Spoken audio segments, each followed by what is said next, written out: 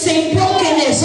I'm going to say it again for all of y'all who missed it. Just because you know the Lord doesn't mean you won't ever experience trouble. But can I tell you that because you know the Lord, the guarantee is this, that whenever you get in trouble, you got a Savior who can fix it. You have somebody in the house who knows that God can fix anything that's broken. He can handle all of your problems. He's the best fixer I know. In fact, you can call Olivia Pope at Pope and Associates and tell her her services are no longer needed, because I know the best fixer on the planet. He can fix my broken heart. He can cover all of my mess. He can hide me under the blood. I wish I had somebody who knows that God can fix anything. He's the best fixer. Tell somebody 5 and say, Jesus can fix it. Yes, the Bible, y'all gotta work the text a little while. The Bible says that the angel of the Lord comes to Zacharias, and Zach is afraid, y'all. But the angel says, Zacharias, do not fear, because your prayers have been heard, and your wife will bear a son. His name will be John. He will be filled with the Holy Ghost, and the people will rejoice. Put a pin right there. I want you to put that post-it in your mind. Here's the order. Your prayers will be answered. Your wife will bear a son. His name will be John. He will be filled with the Holy Ghost, and the people will rejoice. But Zacharias responds, now, how is this going to happen? Because I am old and my wife is barren. So here's the sequence of events. Zacharias prays for it. He gets the answer he's been looking for. Zach, don't worry, it's going to happen. But then he raises the question, how? Let me pause here to tell you that if you are going to pray about it, then you're saying, God, I have faith in your ability. And so what you cannot do is pray and worry at the same time. Because if you're praying, you say, I trust you. But if you're worrying, you're saying, I don't. So you got to pick up a side, because too many of us have been battling with spiritual schizophrenia, wavering between two opinions.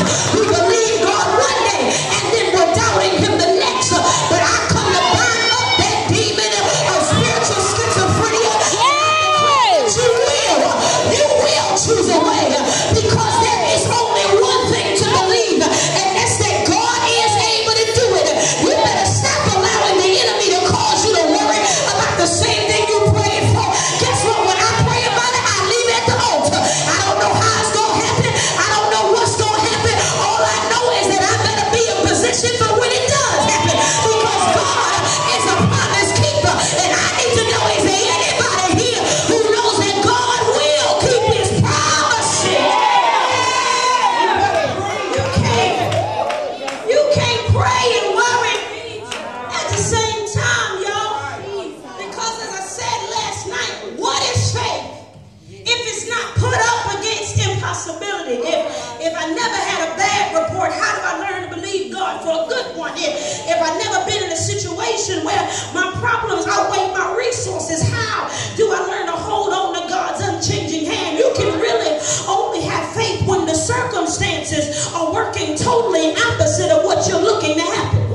Yeah, God, you can only have faith when the circumstance is totally working opposite of what you're expecting God to do. In other words, it's time for you to take the limitations of God by presenting him with challenges. Challenges are natural. Challenges have to be there. It's a part of the equation, because it does not equal faith unless you got a challenge in the equation. If I don't have a challenge, what am I believing God for? But God says it's time for you to stop presenting me with challenges. Stop telling me what's wrong with you. Stop telling me what you're not capable of doing. Zacharias is giving God excuses. I am old and my wife is barren. God says, I'll use you at any age and any stage. I don't care what your issues are. I'm not worried about your idiosyncrasies, because I am able to cover all of them so that you can do what it is I've asked you to do. And can I tell you something? God got a track record of using broken people. I know you think you got to be perfect, but God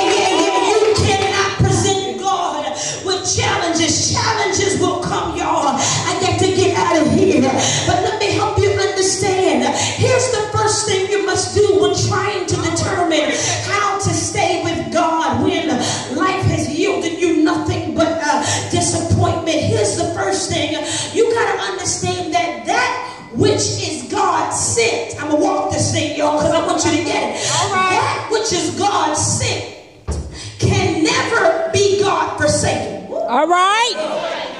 I love this. In other words, God cannot forsake what it is that he spoke. Why? Because the Bible tells us very clearly that God is not a man that he shall lie. And Pastor, I believe that sometimes we take that for granted. We don't really understand. We don't put the weight of thought on the fact that God is obligated to his word. He is constrained to his promises. In other words, there is not one thing that God ever spoke that is not going to come to pass.